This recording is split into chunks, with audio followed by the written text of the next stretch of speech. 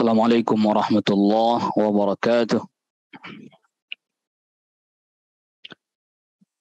Innal hamdalillah nahmaduhu wa nasta'inuhu wa nastaghfiruh wa na'udzu billah min shururi anfusina wa min sayyiati a'malina. May yahdihillahu fala mudilla lahu wa may yudlil fala hadiya lahu. Ashhadu an la ilaha illallah wahdahu la syarika lahu wa ashhadu anna Muhammadan abduhu wa rasuluh. Ya ayyuhalladzina amanu taqullaha haqqa tuqatih wa la tamutunna illa wa antum muslimun.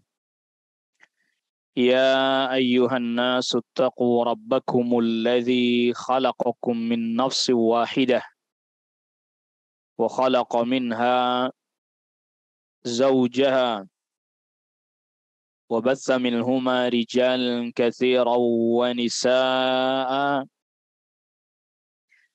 wattaqullaha alladzi tasaaluna bihi wal arham innallaha kana 'alaikum raqiba. Ya ayyuhalladzina amanu taqullaha wa qulu qawlan sadida yuslih lakum a'malakum wa yaghfir lakum dhunubakum wa may yuti'illaha wa rasulahu faqad faza fawzan 'azima. Amma ba'd, fa inna asdaqal hadithi kitabullah wa khairal hadi hadiyu Muhammadin sallallahu alaihi wasallam wa syarral umur muhdatsatuha wa kullu muhdatsatin bid'ah wa kullu bid'atin dhalalah wa kullu dhalalatin finnar. Ma'asyiral hadirin jamaah a'azzakumullah. Pada kesempatan di pagi hari ini, pembahasan kita pada kitab Al-Kabair, yaitu sekarang kita masuk kepada Al-Kabiratu Tsalitsatu Wassittun, dosa besar yang ke-63, yaitu adalah At-Tiyarah. At-Tiyarah ini maknanya beranggapan sial, atau juga sebaliknya beranggapan hoki. Ya, beranggapan sial ataupun beranggapan hoki. Wah, ini jadi bisa lebih cepat datang kebaikan atau beranggapan sial. Wah, ini nanti bisa mendatangkan keburukan. Ini namanya at-tiyarah. Mengapa disebut at-tiyarah? Karena awal mulanya memang orang-orang Arab terdahulu ini dari kata-kata tayr, burung. Jadi orang Arab terdahulu mereka kalau mau melakukan sesuatu seperti perjalanan dagang misalnya, dia lepaskan burung dulu. Kalau dia terbang ke sebelah kanan, ini berarti pertanda baik. Kalau dia terbangnya ke sebelah kiri, ini berarti pertanda buruk. Jadi kenapa disebut dengan tiyarah atau tatayyur?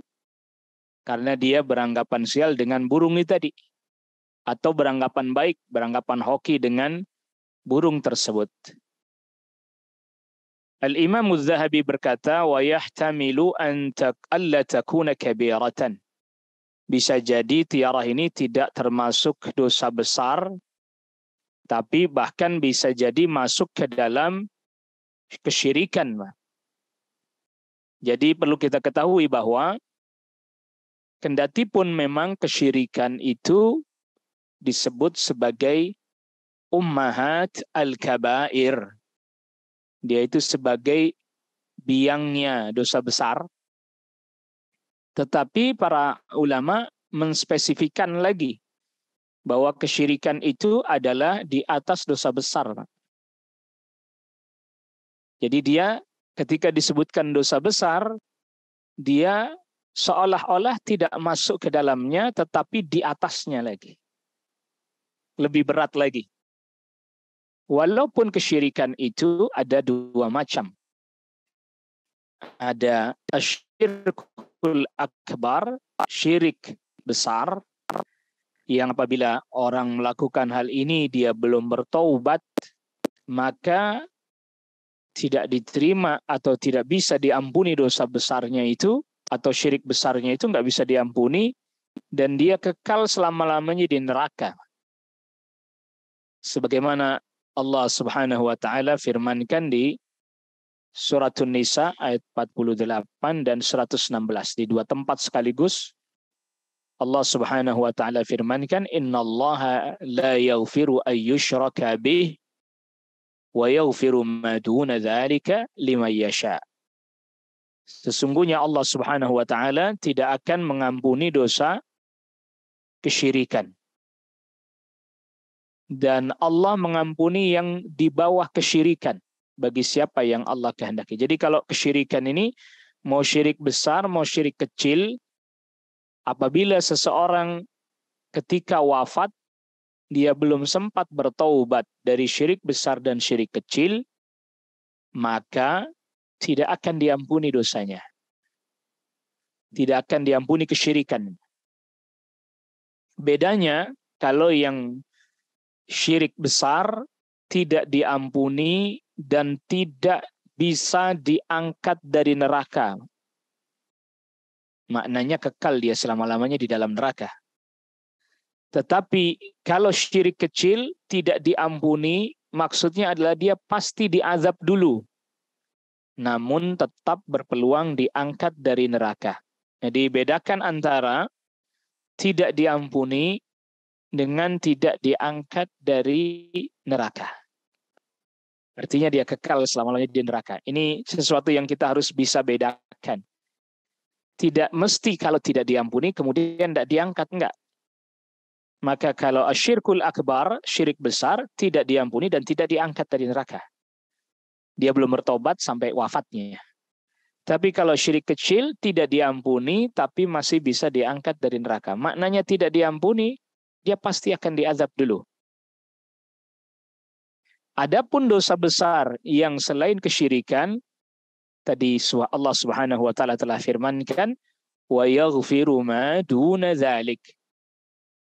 Allah ampuni yang di bawah itu, di bawah kesyirikan atau yang selain kesyirikan. Dosa besar yang selain kesyirikan, dia belum sempat bertaubat dari dosa tersebut, lalu dia wafat. Masih berpotensi diampuni. Ya, masih berpotensi diampuni. Kalau Allah Subhanahu wa taala hendak mengampuni, ya Allah ampuni. Kalau Allah Subhanahu wa taala hendak mengazab, ya Allah azab. Jadi itu dikembalikan kepada masyiatillah. Dikembalikan kepada kehendak Allah Subhanahu wa taala. Kalau dosa besar yang selain kesyirikan. Ya, kalau dosa besar yang selain kesyirikan itu masih bisa diampuni. Artinya potensi diampuninya besar. Dia berpotensi diampuni masih, asal dia bertauhid kepada Allah Subhanahu wa taala, tidak berbuat kesyirikan. Tapi kalau kesyirikan tidak diampuni. Kalau besar tidak diampuni, tidak diangkat dari neraka. Syirik kecil tidak diampuni, masih berpeluang diangkat dari neraka. Nah, at-tiyarah atau at-tatayyur ini hukumnya di antara syirik besar atau syirik kecil. Di antara dua hal itu. Antara dua hal.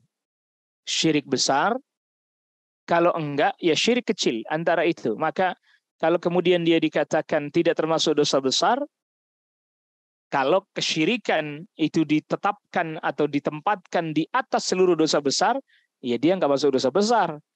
Karena dia lebih tinggi lagi, lebih berat lagi. Ya, sehingga Kalau dia dimasukkan, tetap dimasukkan, maka tetap dia dosa besar yang paling puncak, yang paling atas. Nah, di dalam bab ini, Al-Imam Al-Hafidh Al-Zahabi mendatangkan hadis dari Salamah bin Kuhail, dari Isa bin Asim, dari Zir, dari sahabat Abdullah, di mana Rasul sallallahu alaihi wasallam bersabda, "At-tiyaratu syirkun." Beranggapan sial atau beranggapan hoki adalah kesyirikan. Abdullah di sini maksudnya adalah Abdullah bin Mas'ud radhiyallahu anhu. At-tiyaratu syirkun. Beranggapan sial atau beranggapan hoki itu adalah kesyirikan. Wa ma minna illa, dan tidak ada di antara kita kecuali seringkali muncul di dalam hati kita. Walakinna Allah yudhibuhu bitawakkul. Tetapi Allah Subhanahu wa taala menghilangkannya dengan bertawakal kepada Allah Rabbul Alamin. Di dalam lafaz hadis atau redaksi hadis at-tiyaratu syirkun, at-tiyaratu syirk, sebagiannya tidak ada kata-kata wa ma minna illa, tidak ada. Tidak ada lafaz itu, tetapi langsung walakinnallaha azza wa jalla yudhibuhu bitawakkul. Tetapi Allah azza wa jalla menghilangkan anggapan sial atau anggapan hoki itu dengan bertawakal kepada Allah Subhanahu wa taala. Jadi perlu kita ketahui, termasuk bagian daripada al-iman birububiyatillah, mengimani rububiyahnya Allah Subhanahu wa taala, adalah kita meyakini tidak ada yang mendatangkan manfaat. Tidak ada juga yang mendatangkan madarat plus sekaligus menolaknya, melainkan hanya Allah Subhanahu wa taala semata. Ini perhatikan ini. Ini tauhid rububiyah ini. Tidak ada yang bisa mendatangkan manfaat, tidak ada yang bisa mendatangkan madarat dan juga menolaknya, melainkan hanya Allah Subhanahu wa taala semata. Oke, ini tauhid rububiyah ini. Kita harus meyakini itu. Tidak ada yang menimpa kita berupa kebaikan-kebaikan kecuali pasti Allah yang mendatangkannya. Sebabnya ada, tentu ada sebab. Tapi yang mendatangkan Allah Rabbul Alamin. Begitu juga sama, tidak ada satu hal menimpa diri kita berupa madarat atau kemudian yang menolaknya, menghilangkannya dari diri kita, melainkan hanya Allah Subhanahu wa taala semata. Sebabnya tentu ada. Maka kaidahnya Allah Subhanahu wa taala yang menjadikan sebab. Begitu juga Allah Subhanahu wa taala yang menjadikan dampak-dampaknya, akibat-akibatnya. Maka terkadang ada sebab tapi akibat tak ada. Atau tanpa sebab akibat ada. Orang menikah, tapi belum tentu dengan sebab menikah dia punya anak. Sebabnya ada, akibatnya tak ada. Sebaliknya, ada akibat tanpa sebab. Ini sedikit sekali, jarang sekali, tapi terjadi. Buktinya Maryam, ibundanya Nabiullah Isa alaihissalam, tidak menikah, tapi apa? Punya anak. Tapi ini sedikit sekali. Sedikit sekali. Maka dalam masalah hukum sebab dan akibat, Islam juga ngatur, Pak. Islam juga mengatur.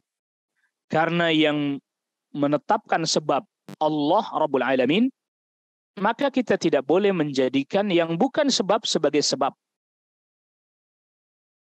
Saya perhatikan ini. Karena jadi hukum sebab akibat yang ngatur juga Allah Rabbul Alamin. Maka tadi kita sudah katakan, tidak bisa secara automatically hukum itu berjalan sendiri di jagat raya ini tanpa ada yang mengaturnya. Nggak bisa. Jadi jangan pernah kita kira bahwa sebab akibat itu berlaku sendiri tanpa ada yang mengaturnya. Ini kekeliruan fatal. Allah yang jadikan sebab, Allah pula yang jadikan akibatnya. Maka apabila sesuatu itu bukan sebab, lalu kita jadikan sebab, ini kesyirikan, walaupun syirik kecil. Misal contoh, orang pakai jimat, Pak. Pakai jimat, misalnya untuk kesembuhan atau misalnya menolak madarat, dia pakai jimat. Ditanya, Anda yakin bahwa yang bisa menolak madarat hanya Allah? Saya yakin. Kenapa pakai jimat? Ya ini cuman saya jadikan sebab untuk menolak madarat. Allah Rabbul Alamin nggak jadikan itu sebagai sebab. Baik kaunan, secara kauni. Kauni itu bisa diteliti, Pak, bisa diriset, itu namanya kauni. Ataupun syar'i. Tidak. Maka seminim-minimnya orang pakai jimat itu syirkul asghar, syirik kecil, seminim-minimnya. Seminim-minimnya. Dia bukan sebab kauni, diteliti, diriset juga kagak ada hubungannya antara jimat dengan menolak bala, nggak ada hubungannya. Secara nalar akal sehat dan penelitian-penelitian juga tak terbukti itu. Beda Anda dengan misalnya konsumsi obat. Kita misalnya mengkonsumsi obat yang diresepkan misalnya oleh yang ahlinya. Setelah diteliti komposisinya dan seterusnya, bahkan sudah diuji cobakan dan seterusnya. Itu namanya sebab kauni. Bahwa obat ini bisa menyebabkan begini, begini, begini, begini. Menjadi sebab kesembuhan misalnya. Sebab, tetap sifatnya sebab. Itu namanya sebab kauni. Diteliti bisa. Ada researchnya dan seterusnya. Sebab syar'i, doa, mohon kepada Allah Rabbul Alamin. Banyak istighfar, banyak bersedekah dan seterusnya, namanya sebab syar'i. Anda mau hubungkan itu secara riset dengan kesembuhan misalnya, nggak, susah Anda dapati. Tapi datang dalil. Datang dalil. Berdoa, diijabah oleh Allah, dan seterusnya, itu kan dalil. Makanya kalau sebab syar'i, harus ada dalilnya. Sebab kauni, harus ada penelitiannya, risetnya. Bahkan sebagian para ulama kasih syarat lebih ketat lagi. Penelitiannya, lalu kemudian yang menelitinya muslim, menyampaikannya seorang muslim. Walaupun sebagian tidak, asalkan sudah disepakati oleh semuanya bahwa itu memang bisa menjadi sebab. Baik yang muslimnya ataupun yang bukan muslimnya. Tidak ada masalah. Tapi semuanya sepakat misalnya hal itu bahwa menjadi sebab. Nah kalau dia bukan sebab, tapi dijadikan sebab. Sebab syar'i enggak.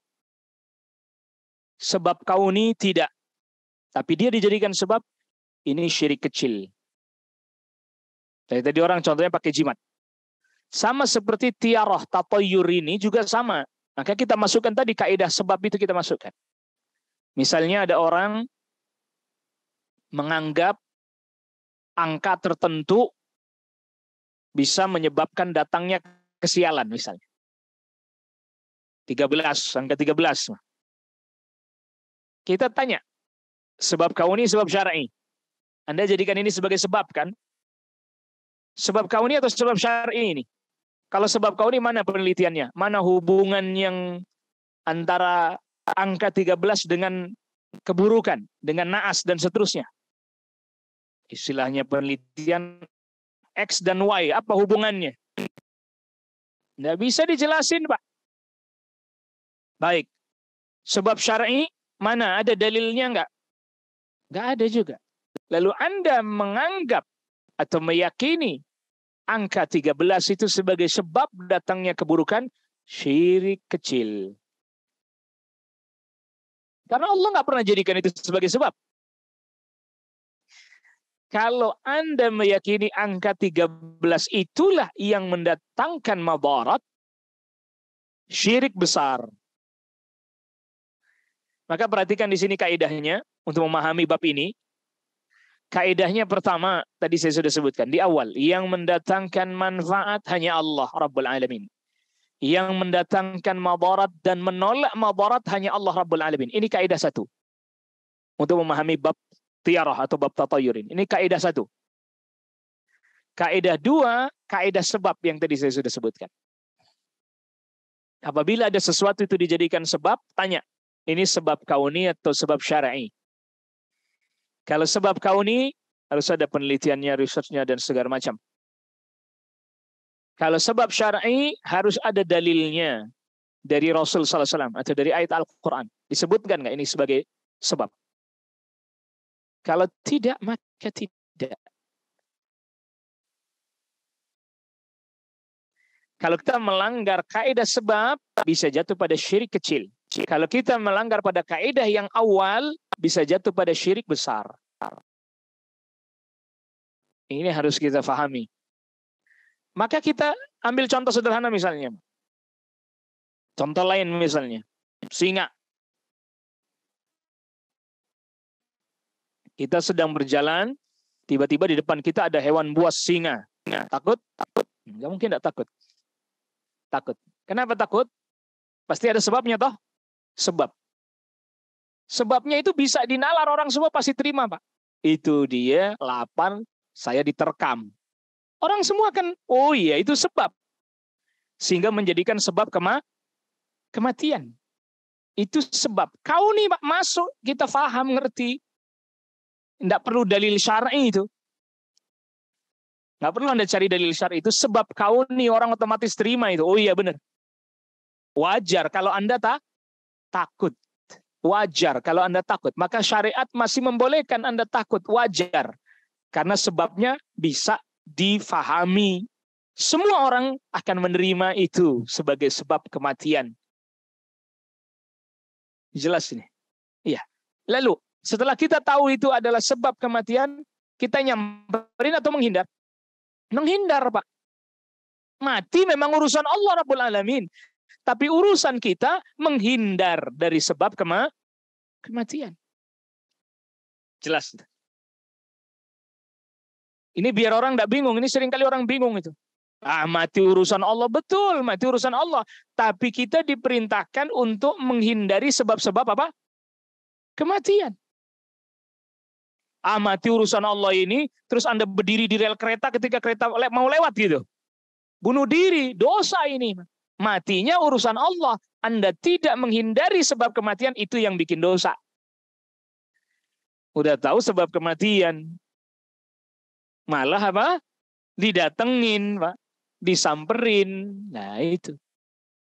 Jelas nih. Makanya ini kaidah ini harus difahami. Kaidah yang pertama tadi terkait dengan tauhid rububiyah, Allah yang datangkan manfaat, Allah yang tolak madarat dan mendatangkannya juga Allah juga. Betul itu. Kaidah yang kedua, kaidah sebab. Siapa orang yang memahami dua kaidah ini akan hilang darinya berbagai macam kerancuan dan kebingungan. Ya? Sampai seperti orang tanya, Ustadz, orang bunuh diri mati kan Allah yang menetapkan kematiannya. Betul. Tapi dia mengambil sebab kematian. Urusan kita bukan urusan matinya. Urusan kita urusan sebabnya. Nekat Anda mengambil sebab kematian, minum racun misalnya. Sayat urat nadinya sendiri misalnya. Itu yang berdosa, bukan soal matinya. Karena matinya bukan area kita. Area kita adalah sebab. Wala tulqu biaidikum ila tahlukah. Jangan lemparkan diri kalian pada kebinasaan, kehancuran. Nggak boleh. La darara wa la dirar. Jangan bahayakan diri sendiri, jangan juga membahayakan orang lain. Yang diperintahkan kepada kita bukan soal mati apa enggak matinya. Ambil sebab agar Anda jangan sampai jatuh pada kematian. Adapun orang itu sudah berusaha ngambil sebab lalu wafat, lah itu yang urusan Allah. Urusan ngambil sebabnya dia sudah. Ini agar jelas. Jadi jangan sampai rancu ini. Kita ini rancu dalam banyak hal karena tidak memahami kaedahnya. Nah, kaedah itu kita terapkan dalam bab ini. Bab tatayur tiarah. Sekarang misalnya contoh orang Arab dulu, gabur burung. Orang sini masih ngerti kan istilah gabur? Ya, kagak ngerti gabur burung, lepas burung tuh. Iya. Jadi kalau orang Priuk nyebutnya dulu gabur giring, Pak. Burung dara tuh ada yang gaburin, ada yang giringin gini nih. Nah, itu. Kalau dia belok ke kanan, ini pertanda baik. Kalau dia terbangnya belok sebelah kiri, ini pertanda buruk. Sekarang pertanyaannya sederhana. Kita tanya, yang datangkan manfaat Allah, yang mendatangkan dan menolak madarat Allah. Ya, sepakat sudah ini. Berarti Anda nggak masalah dalam masalah keyakinan ini. Sekarang, kenapa Anda meyakini kalau atau menjadikan sebab burung terbang ke kanan kebaikan, ke kiri keburukan? Sebab, ya ini cuma sebab doang. Misalnya dia bilang begitu. Mana penelitiannya? Mana penelitiannya ini sebagai sebab? Nggak ada. Jadi apa? Duga-duga. Jadi apa ini? Duga-duga kira-kira. Itulah mengapa, ini penting. Itulah mengapa di dalam Islam dijaga betul jangan sampai kita terbiasa dengan takhayul, khurafat, mitos, legenda, dan semisalnya. Karena itu tidak ada hubungannya, bukan sebab tapi kemudian dikait-kaitkan. Kita kan seringkali dididik dengan yang seperti ini, Pak. Jangan duduk depan pintu. Pamali. Orang nggak dikasih penjelasan sebabnya apa? Sebab kauni. Kalau memang ada sebab syar'i, sebutin dalilnya.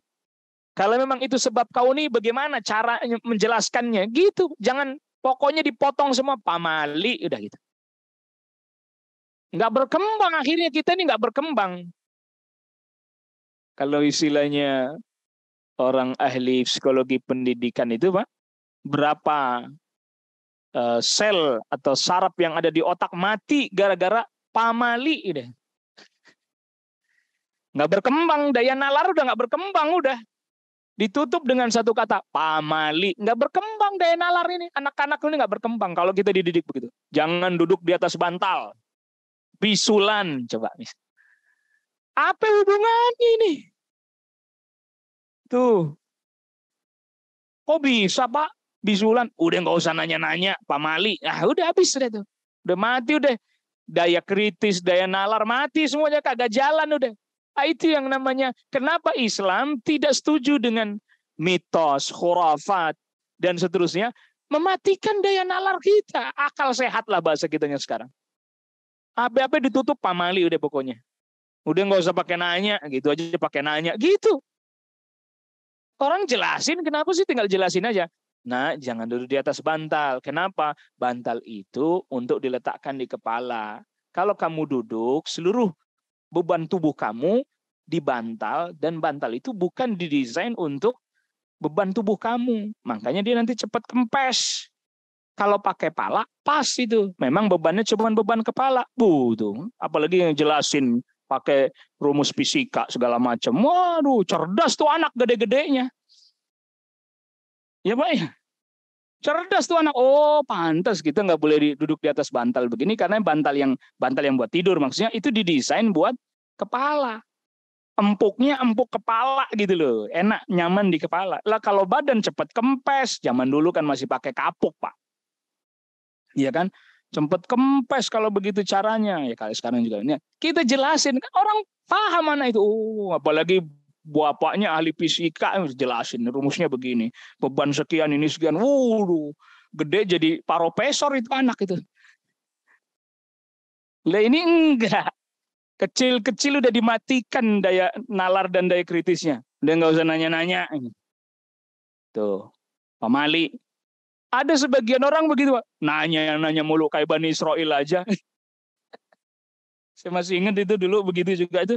Nanya mulu kayak Bani Israel aja.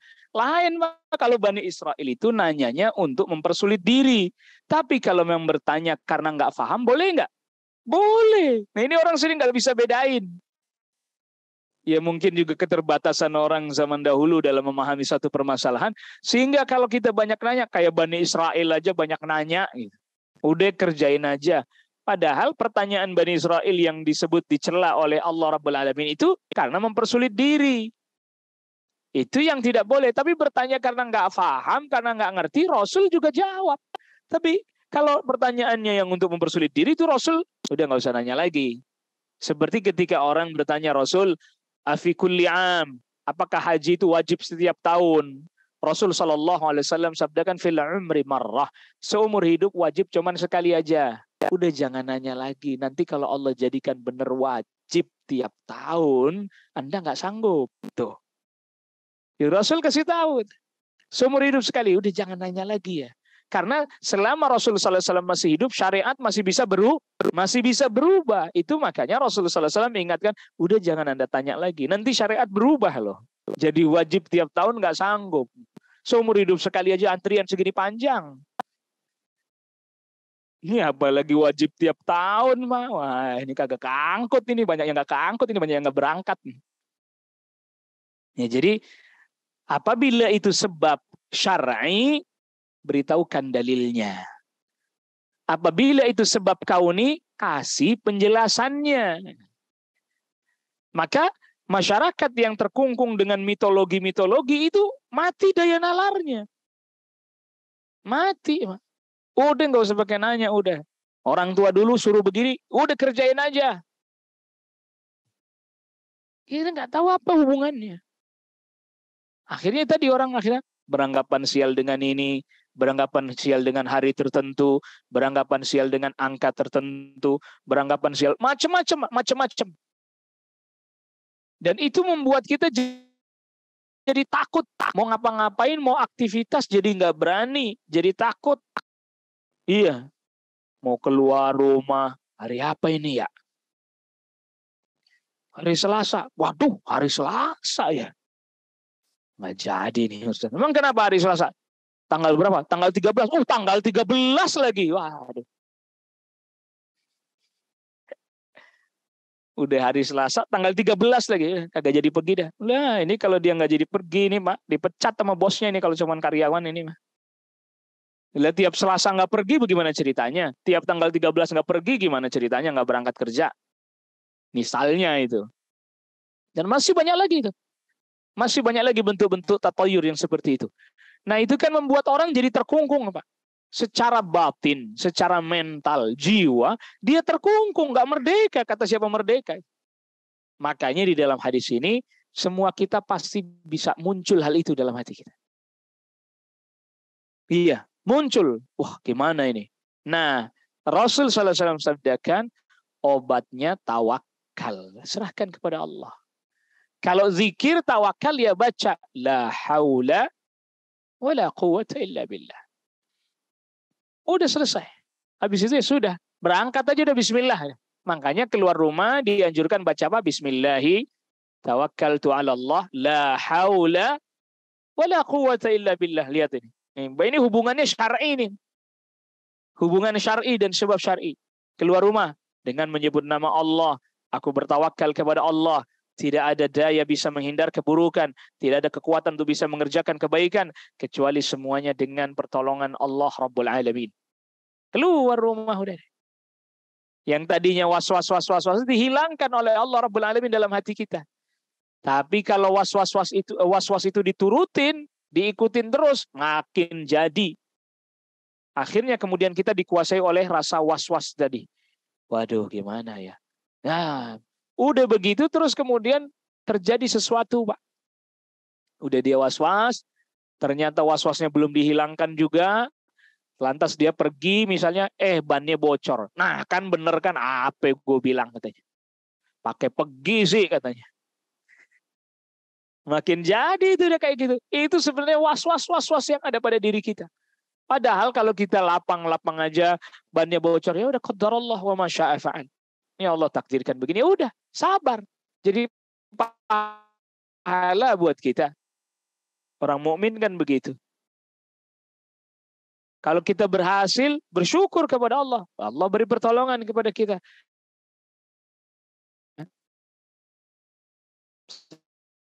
Satu, lalu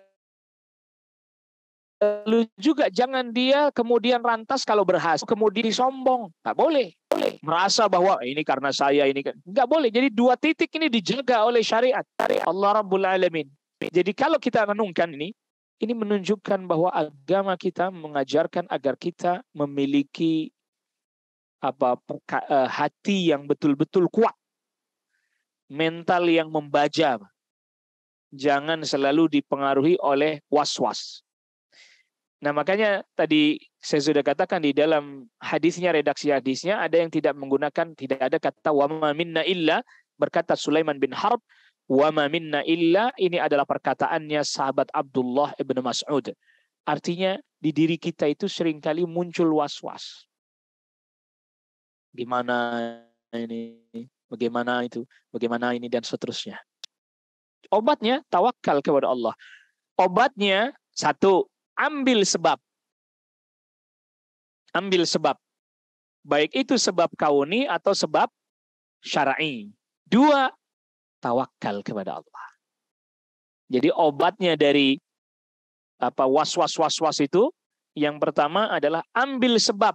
Baik sebab kauni ataupun sebab syar'i. Ya tadi, kita misalnya keluar rumah untuk bekerja, itu kan sebab kauni. Baca doa, itu sebab apa? Syar'i. Lalu kemudian tawakal kepada Allah. Serahkan urusannya kepada Allah. Sebab, jadi yang namanya tawakal itu, ingat, tawakal itu tetap mengambil sebab. Bukan tawakal kalau namanya, bukan disebut tawakal kalau Anda tidak ngambil sebab. Ada saya mah tawakal aja dah, nggak usah makan, ntar juga kenyang sendiri. Nah ini tawakal. Bukan, ambil sebab. Yang telah Allah tetapkan sebagai sebab. Begitu ya. Obatnya adalah tawakal. Lalu kemudian selanjutnya Imam Az-Zahabi mendatangkan hadis, waqala Nabi sallallahu alaihi wasallam, dan Nabi sallallahu alaihi wasallam bersabda, yang dikeluarkan oleh Imam Bukhari dalam kitab Tib, la adwa, tidak ada penyakit menular dengan sendirinya tanpa izin Allah. Penjelasannya saya detailkan. Jadi jangan sampai diterjemahin cuman tidak ada penyakit menular. Jangan, ini salah paham nih. Harus dikasih keterangan panjang ini. Nggak ada yang namanya penyakit menular dengan sendirinya tanpa izin Allah. Nggak ada, Pak. Maka oleh karena itu Rasulullah SAW tetap memerintahkan untuk mengambil sebab agar tidak tertular. Rasulullah SAW bersabda, apabila terjadi ta'un di satu kampung, fala taqdumu. Apabila ada terjadi penyakit wabah di satu kampung, jangan kalian masuk ke dalam kampung itu. Itu kan sebab. Ambil sebab. Rasul SAW pun bersabda, firra minal majzumi kafirarika minal asadi. Menjauhlah engkau dari orang yang terkena penyakit lepra, sebagaimana engkau menjauh dari singa, dari macan. Tuh. Berarti kan ngambil apa, Pak? Sebab. Jelas ini ya? Jadi ketika Rasul katakan tidak ada penyakit menular, itu bukan berarti Rasul menafikan ada penyakit menular. Karena di hadis yang lain, Rasul perintahkan jangan masuk kampung kalau di situ terjadi wabah. Menghindarlah dari orang yang kena penyakit lepra sebagaimana menghindar dari singa, dari macan. Itu berarti kan sebab. Yang dimaksud dalam hadis ini berarti nggak ada yang namanya penyakit menular dengan sendirinya tanpa izin Allah, nggak ada. Kita sudah ngambil sebab, kok ternyata tetap kena, qaddarallah wa ma syaa fa'al. Gitu ya. Kita sudah ngambil sebab. Jangan ngambil sebab enggak, qaddarallah. Nah ini yang jadi masalah ini. Ngambil sebab enggan. Nah, makanya ya tetap kita sangat sarankan bagi jamaah yang datang ke masjid, kalau pas lagi dia batuk-batuk, ya enggak, tetap dah pakai masker. Gitu, setidaknya biar waktu sholat berjamaah tetangganya kanan kiri adem, tentrem. Berat batuk, pakai masker, tenang itu. Berat batuk kagak pakai masker, nggak ditutup lagi. Yang sebelah juga udah gelisah aja nih, orang bangetan bener sih. Ngambil sebab, Pak. Itu namanya mengambil sebab. Gitu. Jadi ini kaidah ini harus difahami dengan baik, dengan benar. Wala tiarah. Tidak ada tiarah. Beranggapan sial itu nggak ada. Dengan apapun. Ikan misalnya. Kan ada orang yang katanya ikan kalau ditempelin lukisan ikan mas koki. Ikan koi ya. Ikan koi katanya itu wah ini bisa hoki. Makanya kadang kita dapetin ada di rumah. Kok ada lukisan ikan koi ini? Oh bagus nih hoki. Ya kalau dia senang aja. Ini kan lukisan makhluk hidup. Mendingan ikannya aja sekalian dia pelihara. Tapi itu tadi Pak. Gak boleh kita ada anggapan-anggapan tertentu. Wah, melihara burung ini bisa mendatangkan ini. Nah, apalagi sampai mendatangkan rizki. Orang hidup aja nggak bisa mendatangin rizki buat orang lain. Apalagi burung. Wa uhibbul fa'al. Dan Nabi SAW menyukai al-fa'al. Al-fa'al itu kalau diterjemahkan dalam bahasa Indonesia itu optimisme. Al-fa'al itu diterjemahkan dalam bahasa Indonesia artinya adalah optimisme. Dan kata Rasul, aku mencintai orang yang optimis. Qila ya Rasulullah, wa mal fa'al? Apa yang dimaksud dengan al-fa'al? Al-kalimatut thayyibah, perkataan-perkataan yang baik. Nah, ini kita terjemahkan tadi, optimisme. Jadi misalnya ada orang mau mengerjakan sesuatu, kita katakan, insya Allah, semoga Allah memberikan kebaikan kepada Anda. Semoga Allah membantu Anda untuk bisa sukses. Gitu. Iya. Tapi jangan lupakan Allahnya. Kamu pasti bisa. Nah, ini akhirnya nanti jadi takjub pada dirinya sendiri. Bahaya ini, Pak. Iya. Takjub pada dirinya sendiri. Jangan. Tetap sertakan Allah. Nah, berusaha dengan sebaik-baiknya. Mohon pertolongan kepada Allah Subhanahu wa Ta'ala. Insya Allah, Allah akan menjadikanmu sukses. Nah, gitu. Jadi dia akan terus terpaut dengan Allah Rabbul Alamin. Jangan kamu harus pede, percaya diri. Nah, kurang tepat. Pilihan katanya kurang tepat. Karena nanti kalau dia hanya sampai pada pemahaman pede percaya diri, akhirnya dia takjub pada dirinya sendiri nanti. Akhirnya dia merasa hebat. Akhirnya dia mengandalkan dirinya sendiri. Jadi kalau dikatakan mengandalkan diri sendiri, jangan. Mohon kepada Allah. Nah, itu yang diajarkan oleh syariat begitu. Rasulullah SAW bersabda, hadis riwayatnya Imam Al-Bukhari, Imam Muslim, ihris ala ma yanfa'uk. Kejar segala sesuatu yang bermanfaat bagimu. Wasta'in billah. Mohonlah pertolongan kepada Allah. Jadi, kataan yang sudah terlanjur banyak beredar dan dianut oleh sebagian orang dengan pemahaman yang kurang tepat, misalnya seperti perkataan manjadda wajada. Saya nggak tahu ini, sampai sekarang saya nggak tahu ini hadis riwayat siapa. Ini perkataannya sahabat mana? Kalau disebut kata-kata mutiara, silahkan aja. Siapa orang sungguh-sungguh pasti dapat. Ini kan masalah, Pak. Masalah nggak? Kalau kita udah belajar, harusnya saya lebih pilih sabda Rasulullah SAW. Ihris ala ma yanfa'uk wasta'in billah. Kejar segala apa yang bermanfaat bagimu, mohonlah pertolongan kepada Allah. Dibandingkan manjadda wajad, hadis Nabi jelas lebih utama. Walaupun saya ngapalin itu dari kelas 1 SMP itu. Manjadda wajada itu. Dia di pondok kelas 1 SMP udah ngapalin itu. Manjadda wajada, man sara ala darbi wasala. Siapa orang yang berjalan di atas satu jalan pasti sampailah ia. Belum tentu banyak orang yang jalannya asar. Maka tadi saya katakan, ini bicara rumus sebab. Bicara rumus sebab. Maka tidak ada perkataan yang paling tepat selain kitabullah dan perkataan Rasul SAW. Makanya kalau kita misalnya terinspirasi dengan perkataan-perkataan para tokoh dunia, seringkali orang mengutip quote hari ini, dan seterusnya, perkataan tokoh-tokoh dunia, kenapa kita tidak pernah terinspirasi dengan Al-Quran, kalamullah? Atau memang saking nggak sanggupnya kita memahaminya? Atau jangan-jangan saking jauhnya kita dari Al-Quran, nggak begitu kenal, nggak begitu akrab? Semestinya kita lebih terinspirasi lagi dengan sabda Rasul SAW.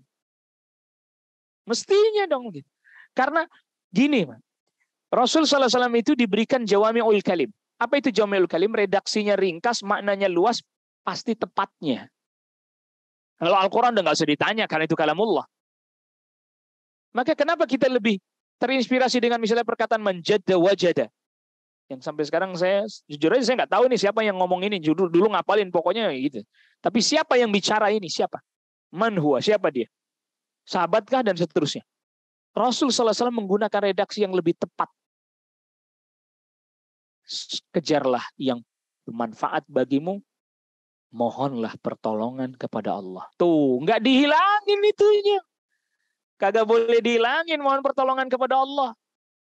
Agar tidak lantas kemudian kita menjadi congkak lagi, sombong lagi, takjub pada diri sendiri. Wah, ini saya berhasil karena saya sungguh-sungguh.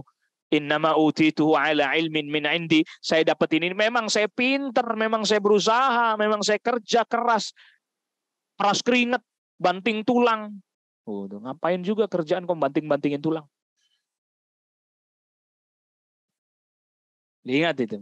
Jadi untuk memahami kaidah ini, pertama tadi, tauhid rububiyah, Allah yang datangkan manfaat, Allah yang menolak madarat, dan juga Allah yang mendatangkan madarat. Kaidah yang kedua, kaidatus sabab, kaidah sebab. Kita memahami dua kaidah ini, maka hadis-hadis ini kita bisa tempatkan pada tempatnya. Kalau enggak, kita maka akan mengalami kebingungan. Wallahu ta'ala ala wa alam. Baik, silakan. Ada pertanyaan? Ya kan waktu subuh lebih awal, berarti waktu kajian selesai juga lebih awal, mah. Ikutin waktu subuh.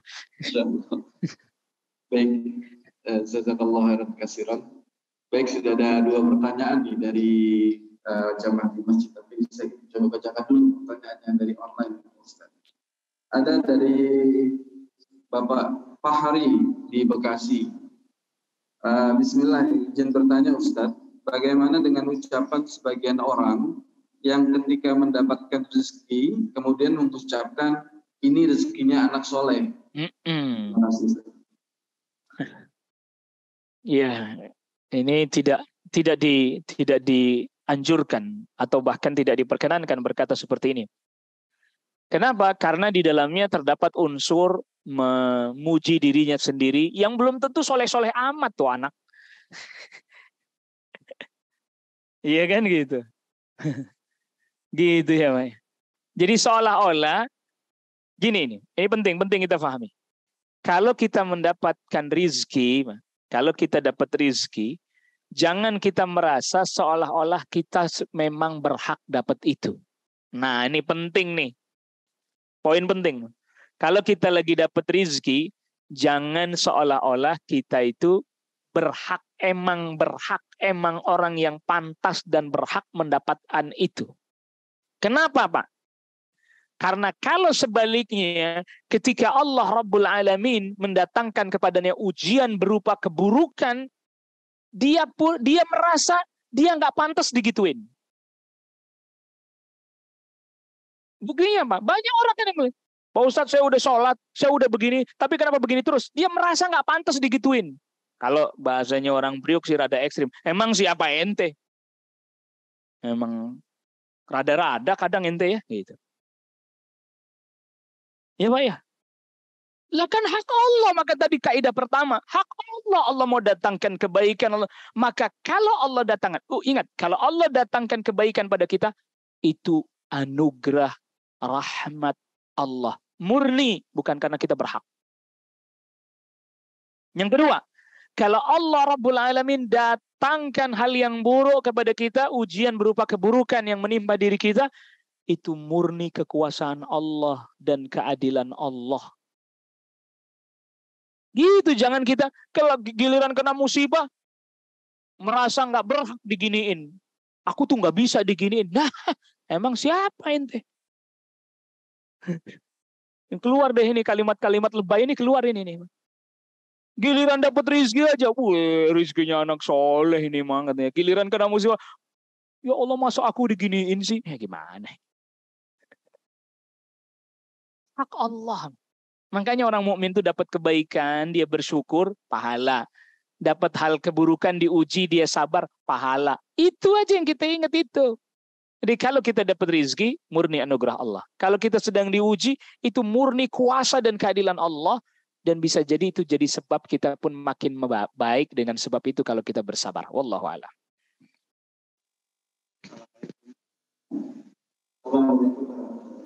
Waalaikumsalam warahmatullahi wabarakatuh.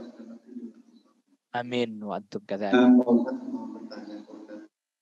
Berkaitan dengan artinya ada seseorang yang merasa mampu, maklum sekarang kan musim sepeda gois, sepeda. Mereka ada yang merasa mampu. Saya dari puncak itu mampu naik sepeda sampai ke Jakarta. Tapi di satu sisi orang tuanya sangat khawatir gitu, terjadi sesuatu terhadap anaknya itu. Ya. Itu sudah dibilang misalnya, hati-hati, ini kan bisa konyol gitu. Mohon penjelasan Pak Ustadz, itu sebab menyembuhkan kekonyolan atau memang menjadi moderat buat dia dan bukan kebaikan buat dia nantinya. Demikian berarti. Nah, ya, jadi ini masuk gini lah Pak. Jadi ada orang misalnya khawatirkan anaknya. Dia sebabnya sebab yang jelas, sebab kauni. Nah, kamu ini udah punya riwayat misalnya sakit ini loh. Gitu ya. Nah, ini Anda ini pernah ada riwayat lemah jantung misalnya. Anda ini ada riwayat sesak nafas misalnya. Toh kalau olahraga jangan terlampau berat. Ukur kadarnya, tanya, konsultasikan kepada yang ahlinya. Saya punya riwayat begini, dicek kesehatannya sehingga kemudian kalau olahraga jangan terlampau berat.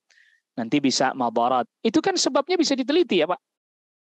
Bisa dideteksi, tanya sama ahlinya, ahli olahraga, ahli kesehatan, ahli jantung, dan seterusnya. Sebab kau nih, boleh orang mengkhawatirkan begitu.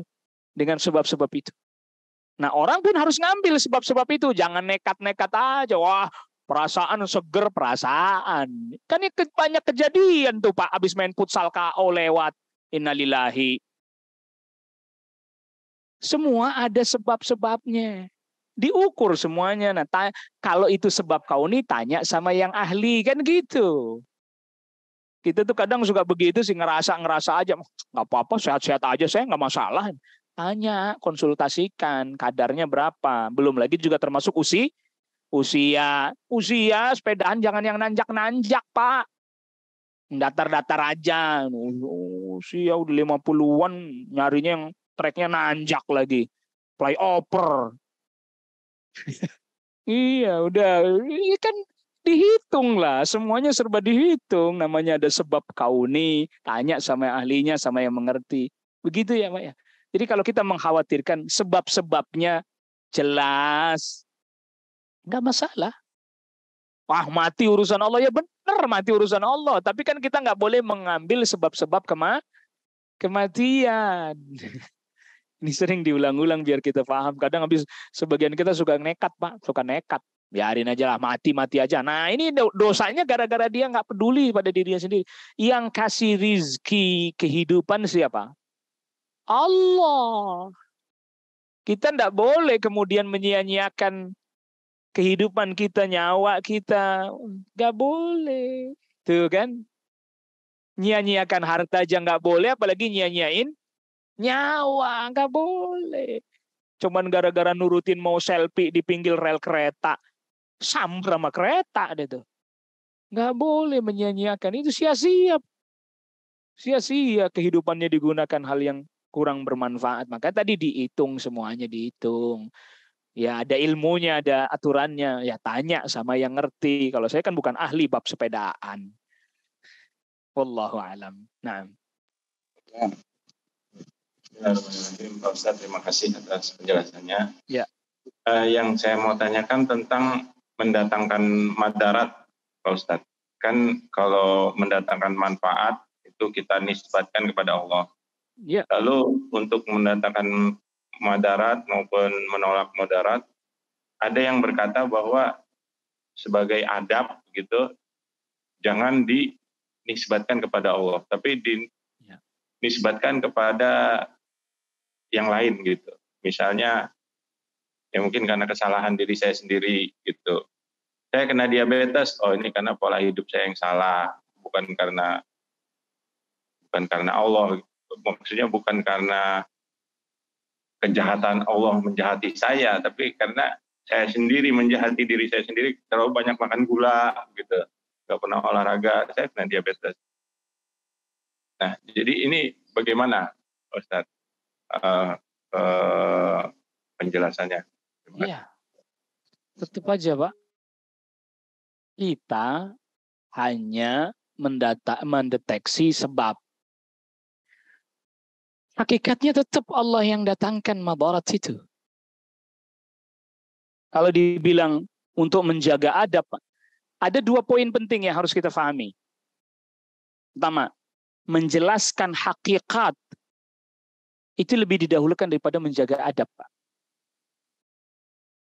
Menjelaskan, karena orang nanti akan salah persepsi, bahaya. Kalau tadi yang ditanyakan, saya sakit diabetes ini karena Allah, itu ihtijaj bil qadar namanya. Itu nggak boleh juga dalam syariat. Beralasan dengan takdir untuk melegalkan kekeliruan dan kesalahannya sendiri. Itu juga nggak boleh dalam syariat. Saya mencuri begini kan karena Allah. Saya sakit diabetes gini juga kan Allah yang datangkan. Loh, Anda yang mengambil sebabnya. Iya kan gitu. Lalu kemudian Allah tetapkan datang akibatnya. Tetap Allah Rabbul Alamin. Kan tidak sebab mendatangkan akibat dengan sendirinya, bukan, Pak? Apa hal ini sulit difahami? Orang tetap tidak boleh mengatakan saya sakit diabetes ini sedangkan pola hidupnya berantakan karena ini takdir Allah. Nggak boleh. Itu namanya al-ihtijaju bil qadar. Nggak boleh. Yang itu juga nggak boleh. Itu seperti perkataannya orang-orang musyrik. Wa qala alladziina asyraku law sya'allahu. Orang-orang musyrik berkata, kalau seandainya Allah kehendaki, kami tidak akan berbuat kesyirikan. Itu orang musyrik bilang begitu. Kami berbuat kesyirikan gini kan karena Allah juga, di Suratun Nahl ayat ke-35. Iya. Kami ma'asyrakna. Kalau seandainya Allah kehendaki, pasti kami tidak akan berbuat kesyirikan. Bapak kami juga nggak akan berbuat kesyirikan. Itu tetap nggak boleh juga, Pak. Kapan satu hal kita yakini bahwa itu madarat datang dari Allah? Kapan? Ketika kita udah ngambil sebab, ternyata tetap kena.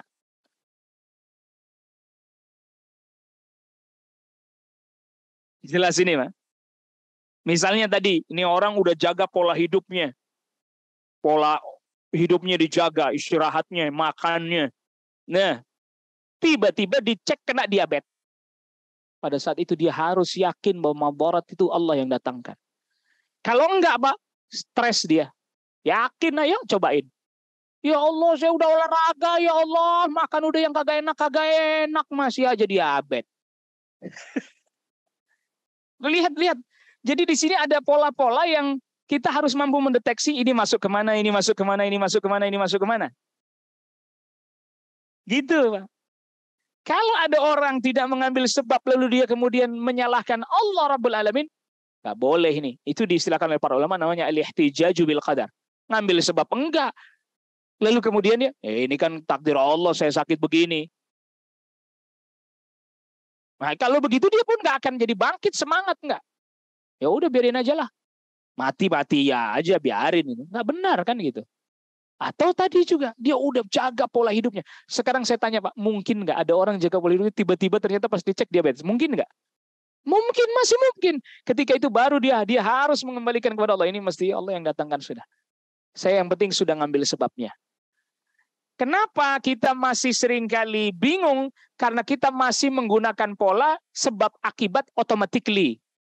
Ada khata, ini keliru. Makanya saya sudah jelasin di awal. Ini kekeliruan kita karena kita menetapkan atau kita meyakini kapan ada sebab pasti ada akibat. Ada khata, ini keliru. Ini keliru. Maka di awal saya sudah katakan kaidah sebab akibat, sebab Allah yang tetapkan, akibat juga Allah yang tetapkan. Kadang ada sebab tak ada akibat, kadang tanpa sebab akibat muncul. Itu cara nyikapinnya beda-beda itu ntar. Di sini penting kita memahami itu. Jadi kalau dikatakan yang nggak boleh itu mengatakan perbuatan Allah buruk, itu yang tak boleh. Jelas, itu yang nggak boleh. Jelas itu dilarang. Misalnya begini, orang dia sudah tempuh menjaga kesehatan, lalu sakit. Lalu apa? Sakit. Berarti sakit ini baik apa buruk, Pak? Ada yang bilang sakit, maksudnya zatnya, bukan dampak dan efeknya, lain itu. Baik buruk, Pak? Buruk. Allah yang datengin penyakit, bukan? Betul. Perbuatan Allah mendatangkan penyakit bukan perbuatan buruk. Itu yang nggak boleh. Makanya nggak boleh ada istilah Allah jahat. Nggak ada itu di dalam bahasa syar'i mensifati Allah dengan sifat Allah jahat, tidak ada, Pak. Nggak boleh ini dipakai lafaz ini. Lihat begitu dalamnya para ulama memahami permasalahan. Nggak boleh kita menggunakan lafaz Allah jahat. Karena kalau Allah jahat itu sama saja mengatakan perbuatan Allah buruk. Allah mendatangkan keburukan, iya. Tapi perbuatan Allah mendatangkan keburukan bukan perbuatan buruk. Apa, Pak?